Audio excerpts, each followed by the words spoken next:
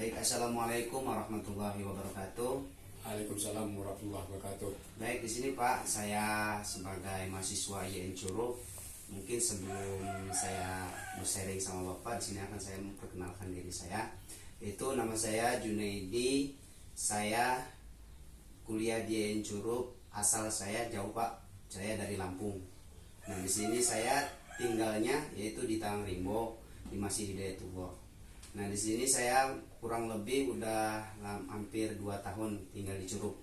Dan kemudian di sini saya kuliah di IAIN Curug itu dulunya kita ngambil PAI, namun tetapi di situ kita begitu pengambilan seperti apa itu ya, paspor itu, tapi ternyata nggak ada di PAI. Nah, di sini saya ada di BK. Nah, kebetulan di sini tugas saya mendapat tugas dari guru saya, yaitu untuk mencari seorang guru yang dia mengajar di SLB. Nah, kebetulan di sini saya dapat dari tetangga ataupun dari orang yang sering sholat di masjid, bapak-bapak itu kan, itu namanya yang namanya itu kemarin Pak Rizaldi. Nah, yang sering situ kan. Nah, di situ katanya saya bertanya, saya mau tanya, katakan ada tugas. Nah, di situ katanya ada guru SLB dekat rumah saya, katanya kan. Nah, di sini saya kemarin kan diantar sini. Dan mungkin selanjutnya silakan untuk memperkenalkan diri Bapak. Oh ya. Assalamualaikum warahmatullahi wabarakatuh. Waalaikumsalam warahmatullahi wabarakatuh. Ya. Nama saya adalah Asripal SPD. Saya adalah sebagai bekerja adalah sebagai PNS, pegawai negeri sipil, atau ASN, aparatur sipil negara, mengajar di sekolah luar biasa negeri 1 Jalebong. Yang kedua adalah saya udah mengajar mulai tahun 91 sampai sekarang. Jadi saya mengajar lebih kurang 26 tahun 0 bulan sampai pada saat ini. Iya. Saya adalah sebagai abdi negara. Ya. Nah, untuk itu yang bagian yang saya ajarkan di sekolah sekolah luar biasa negeri 1 Jalebong adalah pendidikan khusus atau pendidikan layak khusus, yaitu anak tunggagrika. Anak tunggagrika adalah anak yang mengalami hambatan di dalam cara berpikirnya lemah atau lambat belajar. Dalam kurung adalah slow linear. Ya, slow linear itu anak yang mengalami lambat belajar, anak slow linear itu mendapat pendidikan khusus atau pendidikan layak khusus di sekolah pendidikan khusus. Yang kedua, anak tunggagrika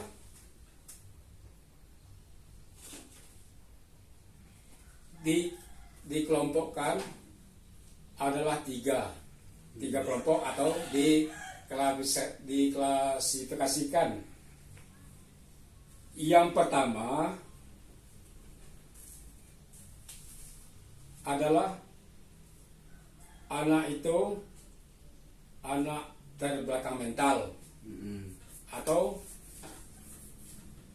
dalam kurung edukabel, atau inteligensinya, daya pikirnya kurang.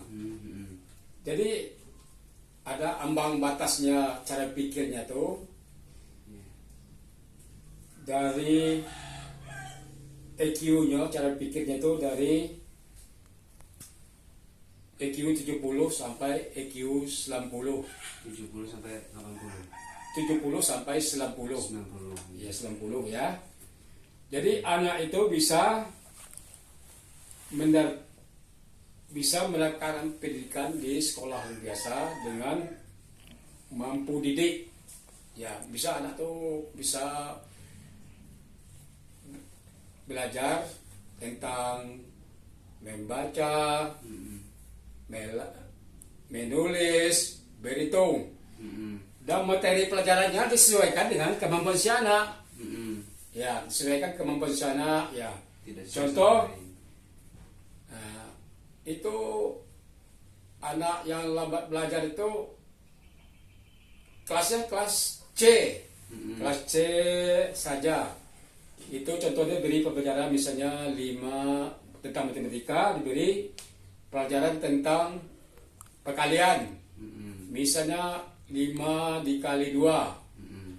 Ya, jadi gurunya menanya sama anak itu, anak-anak, siapa yang tahu 5 kali 2? Jadi anak-anak tuh cara pikirnya agak lama sekali menjawab, karena anak tuh agak susah dia cara berpikirnya.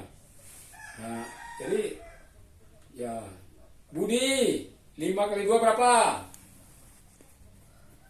10, Pak. 10 Pak ya. Nanti kalau 5 menit ditanya lagi Bapak guru sama anak tadi, Budi tadi. Budi, berapa tadi anak-anak? Berapa Budi 5 kali 2 tadi? Nah, jadi Budi itu tidak bisa menjawab lagi karena apa kan, cara pikirnya lupa kan, lemah kan cara pikirnya. Jadi guru itu diberi anak itu cara pikirnya tuh, gurunya harus sabar cara pikirkan. 5 kali 2 berapa? Ya, diberi 5-nya 2 kali kan, 5. Ya, kalau perlu dicara Bapak diambil alat peraganya itu, atau alat peraga, atau contoh alat peraga diberi misalnya menghitung lidi. Nah, berarti lidinya 5 kali, ambil lidinya 5. Ya, 5-nya 2 kali. 5. Ya, coba ambil lidinya 5. Nah, coba hitung lidinya 5 tuh. Ya, 1, 2, 3, 4, 5, 6, 7, 8, 9, 10. Berapa Budi? 10 Pak. Ya, jadi 5 kali 2 berapa tadi? 10 Pak. Ya, pintar Budi ya. Ya, pintar ya. Nah, itu untuk anak mampu tunagrahita, itu untuk mampu didik. Ya, EQ-nya adalah berkisar antara 70 sampai 90. Berarti jadi tadi kayak gini, anak tunagrahita Ya, pembelajaran. itu pengelompokan itu ya, Ya, atau publikasinya kan. Iya, Publikasi dalam anak pelajaran tunagrahita itu berarti harus dengan cara benda-benda ya, biar Iya, dia mudah gitu. iya. Jadi seorang guru harus sabar menghadapi anak-anak yang mengalami keterbelakangan mental atau Tunagrahita tadi. iya, atau cacat mental tadi. Iya Pak. Iya. Jadi kebetulan Pak, di sini saya dapat tugas juga. Yang kedua ada lagi, Iya. yang kualifikasinya itulah Masih ada. anak mampu latih. Nah, mampu latih itu dalam kurung trainable. Itu anak itu EQ-nya berkisar dari 25 sampai 70. 25 Nah, sampai anak 70. itu tidak bisa diberi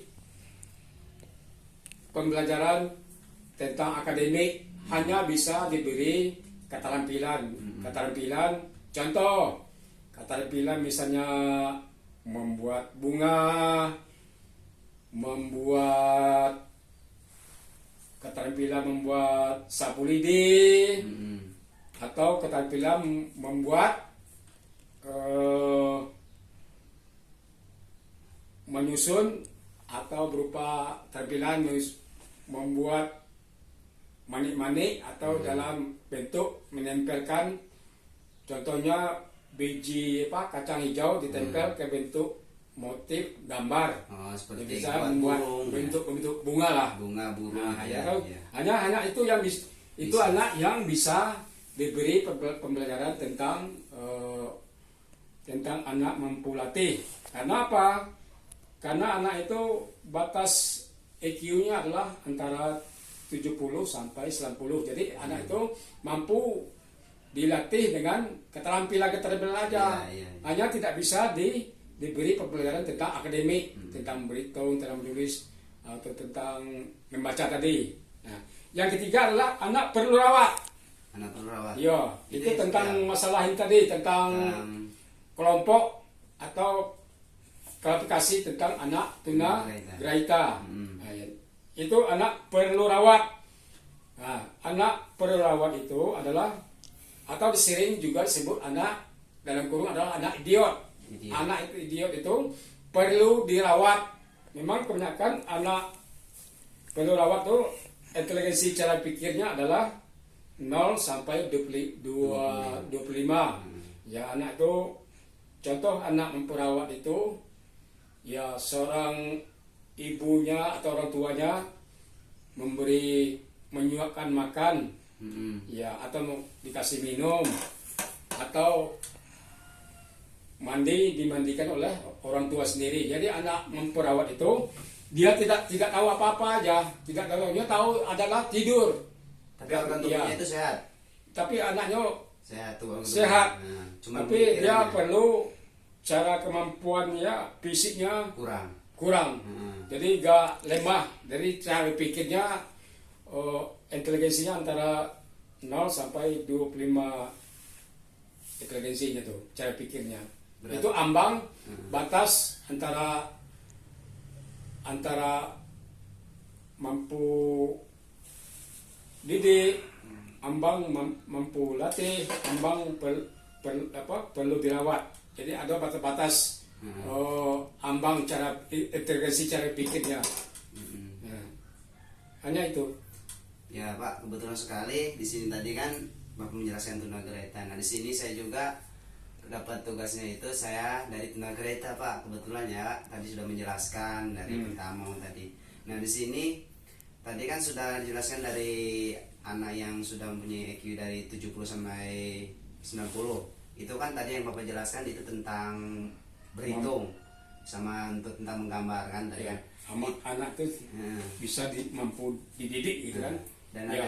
dan juga tadi orang yang lemah fisiknya seperti orang yang ide tadi. Berarti orang yang ide tadi itu dia segala aktivitasnya itu butuh dampingan dari orang tuanya berarti ya Pak. Seperti mandi, sebelum makan itu kan. Apa tidak gitu Pak? Apakah harus butuh dampingan dari orang tua apa anak tunagrahita yang pemikirannya yang kayak orang ide tadi itu setiap aktivitasnya itu dia sendiri atau harus ada dampingan dari orang tuanya? Ya, memang sebenarnya anak yang mengalami hambatan daya pikirnya kurang atau anak tunagrahita itu kan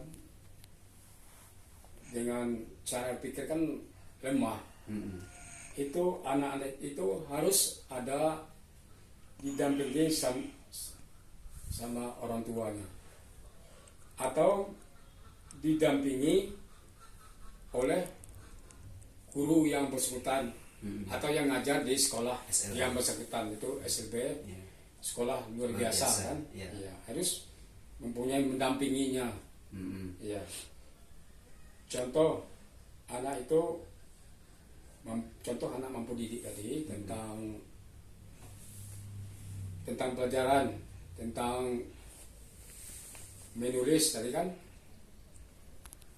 atau membaca, atau berhitung. Itu anak tuh didampingi oleh orang tuanya dalam pembelajaran di dalam lokal sekolah tadi. Karena anak itu kalau tidak didampingi, anak itu dia tidak terfokus pikirannya apa yang tugas yang diberikan guru tadi. Contoh membuat angka 1. Jadi dilatih anak tuh membuat angka 1 tuh. Ya 1, ya diberi anak tuh kan.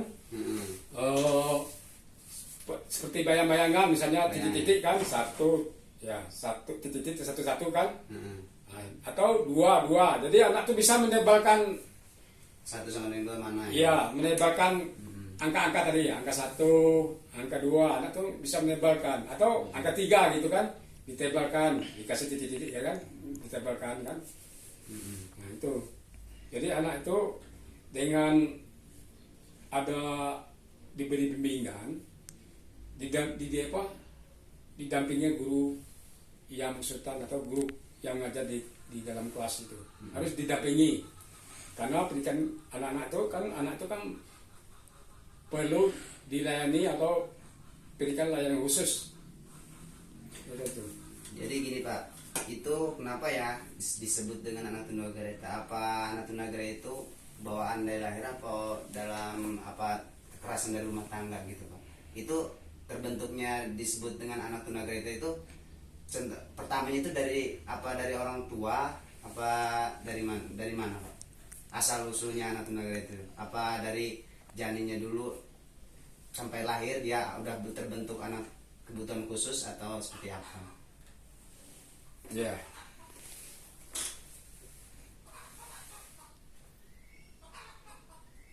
Tunagrahita itu kan iya, anak yang mengalami lemah cara pikir atau cara pikirnya kurang sekali. Iya. Ya, kurang sekali ke cara pikir kan. Jadi berbeda pada anak Biasanya normal pada umumnya kan, Iya. atau anak SD umum kan, Iya. hanya itu. Jadi tunagrahita itu sering disebut oleh lemah pikiran atau cacat dalam berpikir. Yang kedua juga disebut dengan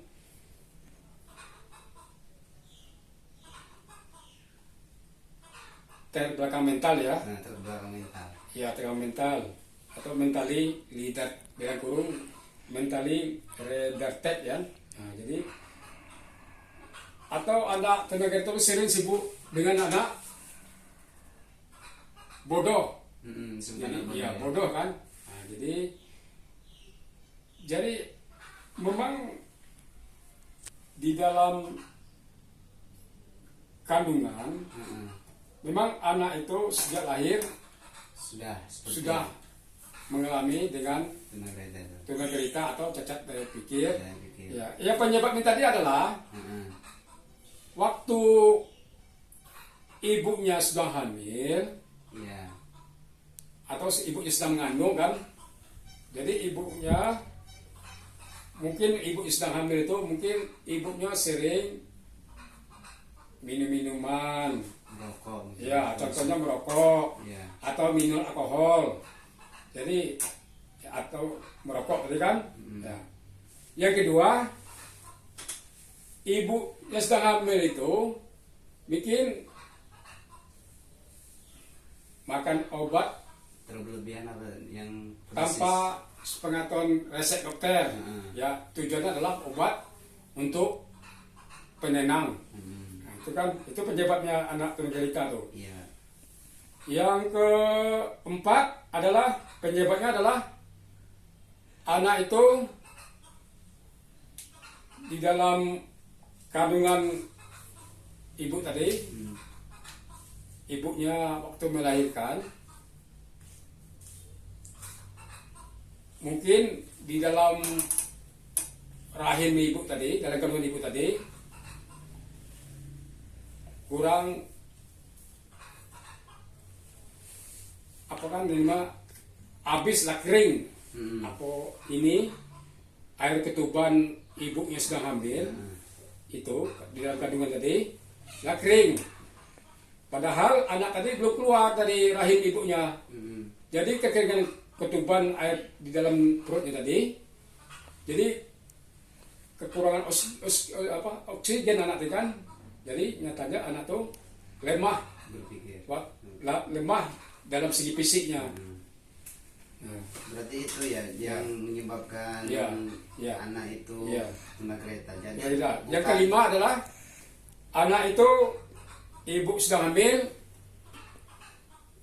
belum sampai waktunya melahirkan, Dia sudah anak lahir. itu sudah lahir. Oh. Yang normalnya anak itu lahir 9 bulan. 9 bulan 10 hari yang normalnya. Nah, Ya, padahal belum sampai 9 bulan 10 hari anak melahirkan. entah 6 bulan atau 7 bulan dia sudah lahir. Jadi anak itu termasuk anak itu prematur.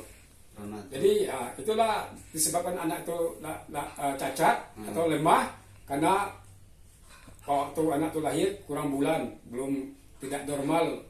Padahal yang normal adalah anak itu lahir 9 bulan 10 hari, itu normal. Iya, iya. Ya, itu anaknya prematur atau Nah, bisa cacat fisik, lemah fisik anak tuh. berpikirnya ya. Ya. Jadi anak tunagrahita itu yang bisa bukan faktor keturunan ya Pak? Bukan. Yang tadi yang kelima ya. Ya. Nah, sekarang yang keenam. Penyebab tunagrahita itu adalah keturunan. Ya, keturunan misalnya ada kakek atau orang tuanya nenek-nenek itu yang bisa menyebabkan Tunagrahita. anak itu tunagrahita. Ya, karena menurutkan gen itu mungkin gen itu bisa jadi disebabkan oleh keturunan anak tunagrahita atau hanya yang lemah gaya pikir dan itu. Ya. berarti anak tunagrahita sama tunadarsa itu agak perbedaannya agak beda ya Kak. Jadi cuman perbedaannya cuma kalau anak tunagrahita itu udah pikiran. Iya. Kalau yang tunadarsa itu bisa Adalah cacat tubuh. Ya, cacat tubuh Jadi atau ada cacat fisiknya. perbedaannya, ya. Iya, iya. Mungkin itu saja ya Pak. Kalau seandainya yang sudah dibahas dijelaskan oleh Bapak ya sudah sepanjang ini, jadi saya sedikit udah paham. Nah di sini juga tugas saya juga cukup sudah terselesaikan dan tentang anak tunagrahita. Namun ada sedikit lagi Pak yang mau ingin tanyakan Pak. Di sini kan bagaimana mengenangani tunagrahita itu pada anak saat kondisinya itu sedang berada di lingkungan sekitarnya seperti di sekolah gitu kan, dalam aktivitasnya itu kan dia kurang dalam berpikirnya kan.